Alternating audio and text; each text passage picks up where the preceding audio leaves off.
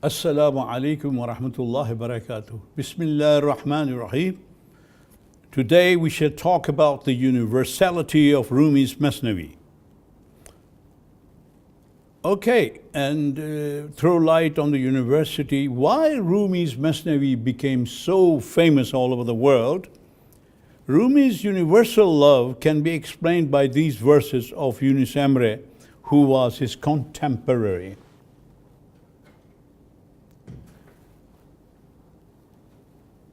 I love all the creations because of the Creator. As a matter of fact, all the Sufi poets of Khurasan school, Turkish and Persian, had the same idea or trend. Later, Indian also joined the motto. Rumi's magnum opus Mathnawi reflects the same idea. It covers the Quranic verses and sayings of Prophet Muhammad sallallahu alaihi wasallam and the teachings of Hakim Senai and Fariduddin Attar. It is for this reason that the famous mystic poet of Iran, Mullah Abdurrahman Jami, wrote these lines for his Mathnawi. Masnaviye Maulaviye Maunavi hast Quran dar zubane Pahlavi. The spiritual Mathnawi of the Holy Master is Quran in Persian. Mathnawi comprises about 25,618 verses in the same meter and is decorated with fables to avoid boredom. This tinges it with Indian philosophy. Rumi's love for humanity is not like the humanism of the West. It depends on the unipower of God's creation. In other words, if you want to love God and appreciate His creation, then you must love all kinds of creation, regardless of self-interest. In this view that reflects Greek, Roman, Hindu, and other beliefs that were welcomed at the Khurasan school under the concept of tolerance and love. Let's now give some examples to prove our statement. India and Pakistan. We start with that. Mathnawi drew particular attention in India where Buddhism and Hinduism prevailed, where there emerged many similarities between Kalila and Dimna, Bhagavad Gita, Panchatantra, and Mathnawi. They are interrelated. In India, the teachings of Rumi opened wider gates for the spreading of mystic Islam. Below are some examples. Lord Krishna says in Bhagavad Gita, crazily flowing rivers become silent when they reach the ocean. They stop. The desires of a perfect man are the same. He has reached tranquility and peace by eliminating his ego. This is from Bhagavad Gita. Human being cannot attain real peace unless he gets rid of self-desires and mental worries. When he achieves full freedom from the physical attachments, he begins to conceive divine knowledge. The one who worships worldly riches will be resurrected with them. Those who worship their ancestors and will be raised with them after death. Those who worship ghosts and spirits, they will be also raised with them. But those who worship God will live with Him forever. This is what Bhagavad Gita says. There are some verses in the Quran that have similar ideas. You have gone from me and shall return to me. Those who want to come to me, they will certainly not be deprived of this. God is hearer and watcher. Yet many on earth become captive of earthly desires and forget God. It is known in the Middle East and Anatolia Sufi master Nijamuddin Kubra and Ahmed Yesevi disciples and Khwajagan of India had great influence on Rumi's Mathnawi. The love of God and concept of a perfect man were their major interests. The Indian and Pakistan mystic poets followed Rumi's teachings, which reached its peak by Muhammad Iqbal and even Tagore, Rabindranath, and in the Far East. They all form a triangle between Turkey, Khorasan, and India. It's a good link of love. The concept of Nay and Lord Krishna, this is the heading. Many centuries ago, flute was shown as a favorite music instrument of Lord Krishna. According to him, the holes of the flute represents the conscious intellect and ego of a man.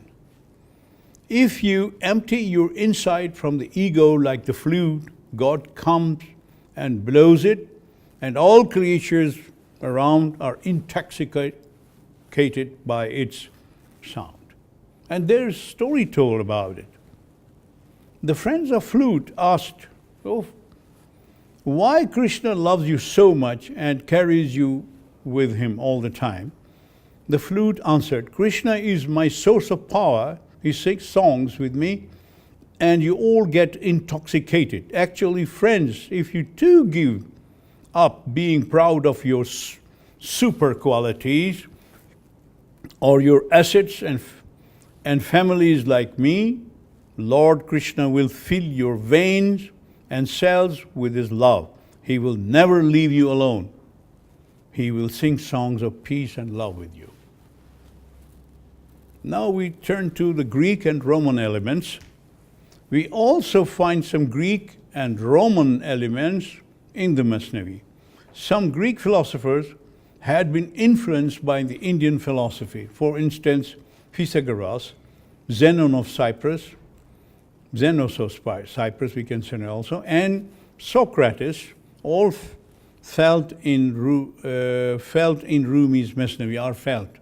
They are there in the Mathnawi.